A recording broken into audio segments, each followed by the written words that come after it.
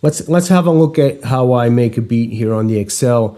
And you can follow the same method if you're using another MPC, the Akai Force, or another sampler. I'm just going to show you how I create a drum loop when I make some beats. And usually it's around this workflow that I'm going to show you.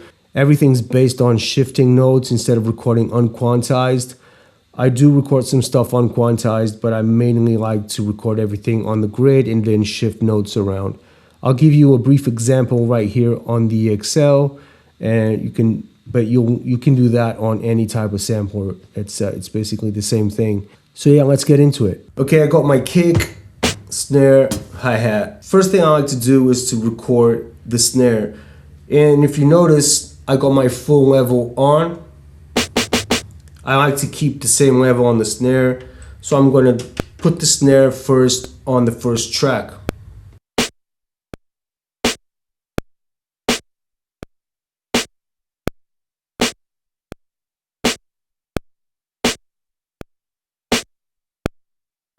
So everything's quantized.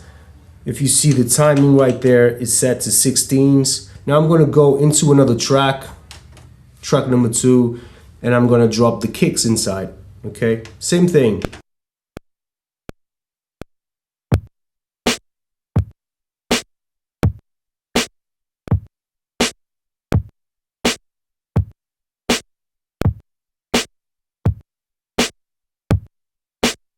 Great. Now we're going to jump onto another track. Let's get the hi-hats in. And usually I like to separate my hi-hats. I like to keep a section of the hi-hats on one track and another section on another track. Now I do it like that in here on the Excel, but if I was to do it on another machine like the Force or the MPC Touch or any of the other new MPCs, I would put everything into just one track because it's easy to work that way. But here I like to separate everything, okay? But still the same process of recording. So I got my hi-hats, I'm gonna drop it onto track 3.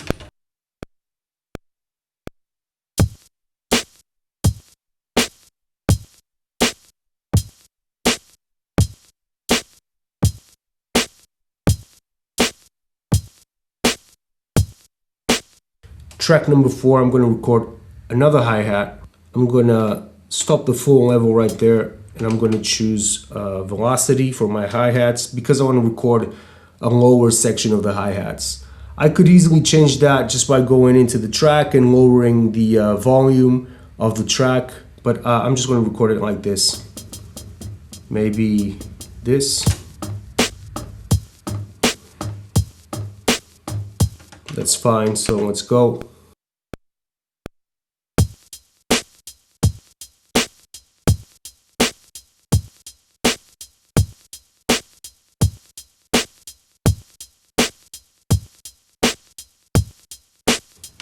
So that's how I record everything, but I already know that I'm going to shift some notes. So that's pretty square, you know, there's no swing in that whatsoever. What I'll do here, just for comparison purposes, I'm going to copy this sequence onto another one. So we're going to be working with sequence number 2, and we're going to shift notes right here. So our first track is the track with the snares. So let's go inside the timing. So let's go into the timing. I'm going to open it up. So I'm going to shift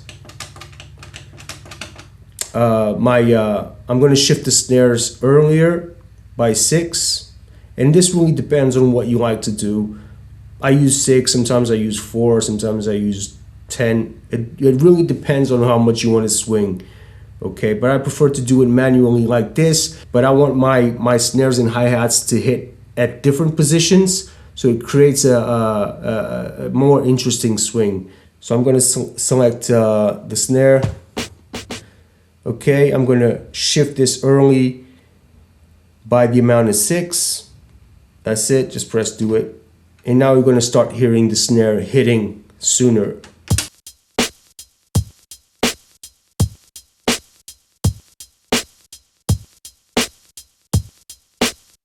Okay, let's compare this.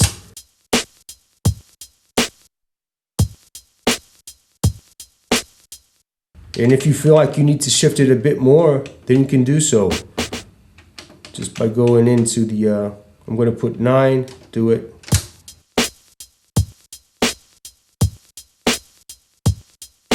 And just by doing that alone, you get swing on your drum loop, okay?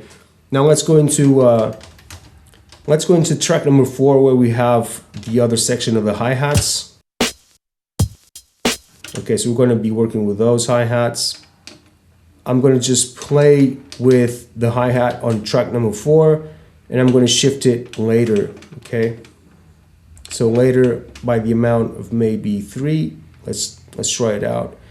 And this will be my hi-hat. Now it will only shift the notes of the hi-hats on track number 4. That's why I separated the hi-hats to another track. So we're going to shift this later by the amount of 3 for my hi-hats. Do it. So it's super easy. Everything's getting shifted. And if you want to compare this now, you'll hear a major difference.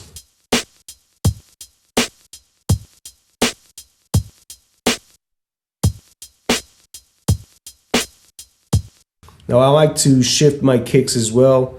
So let's get into the timing again and choose the kick. And usually I might shift it different from the hi-hats, but just a little bit. So let's go into maybe amount of, let's try 5. Let's see how it sounds. It's not an accurate science. I try different numbers all the time. So. But yeah, later, same as the hi-hat.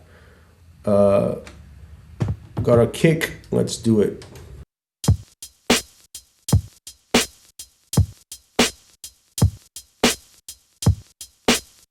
So I like that swing. If I was to do the same process on another MPC or the Akai Force, it would be a similar workflow, but I would have much more control over each hit of the snare, each hit. You have that control as well in here, but it's easy. It's not as easy to work as on the new MPCs, obviously, but still the same concept: recording quantized and then just, and then shifting everything. So we have a swing going. At this point, I'm going to drop some samples over this and just hear the samples and see how they're working with the swing that I created. If everything's okay, I start adding extra kicks to this. And now I don't record these kicks, I don't record quantized, I just turn the timing to off and I record it unquantized, okay? So I got my kick right there, and this is just a matter of playing with this.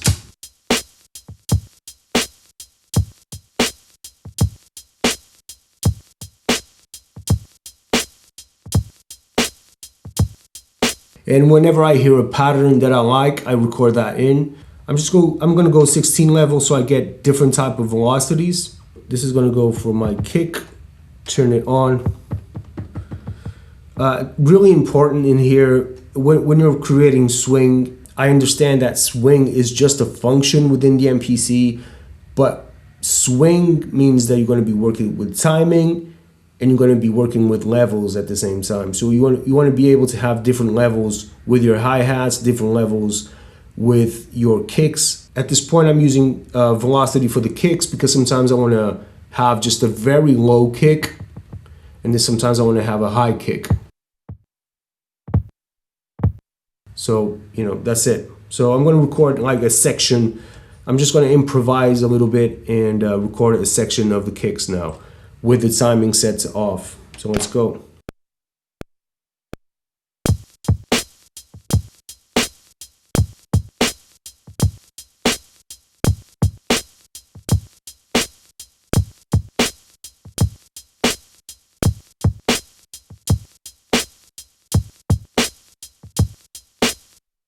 So, and that's basically how I work. It's a simple technique, but it will give you some swing, and this is the method that I use all the time. So I'm just going to drop some samples over this and see how it sounds, okay?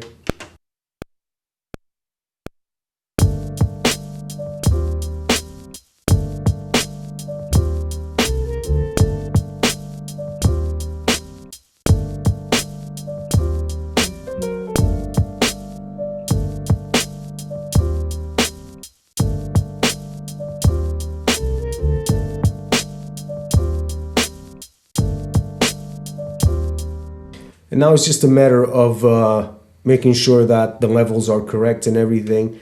And that's another reason why I separate everything into tracks here on the XL. Let's say this track right here, that's my second hi-hat track. I'm gonna just lower the level.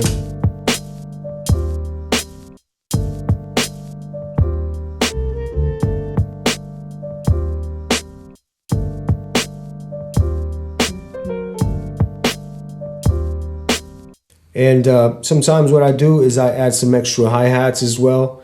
So take this full level off.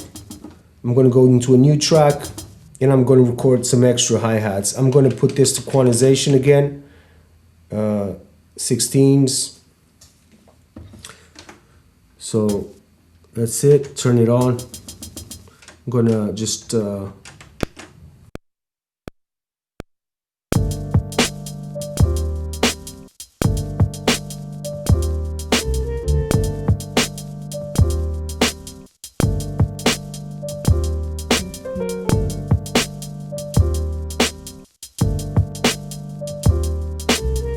and now we can even shift those hi-hats a little bit more. So let me see one thing. They're actually being recorded with a later amount. Let's try and give it a bit more. Okay, so make sure we have those hi-hats in. I'm just going to give it the amount of 6. So shifting the hi-hats later a bit more. Let's hear how this sounds.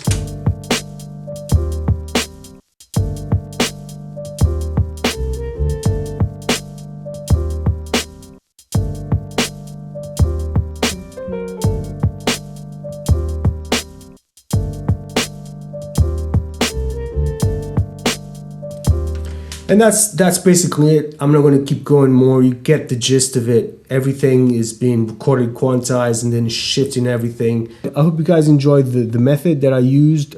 Try it out.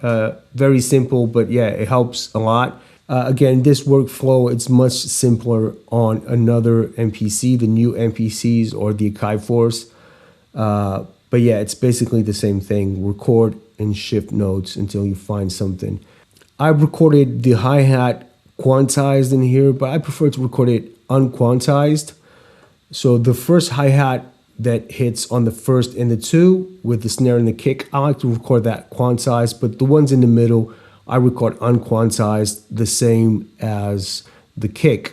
So I hope you guys enjoyed the video, and I'll see you on the next one. You got any questions, please put them in the comment section. Go ahead and just press that like button so the videos can get more views, and also share the video if you can. I'll see you on the next one. Peace.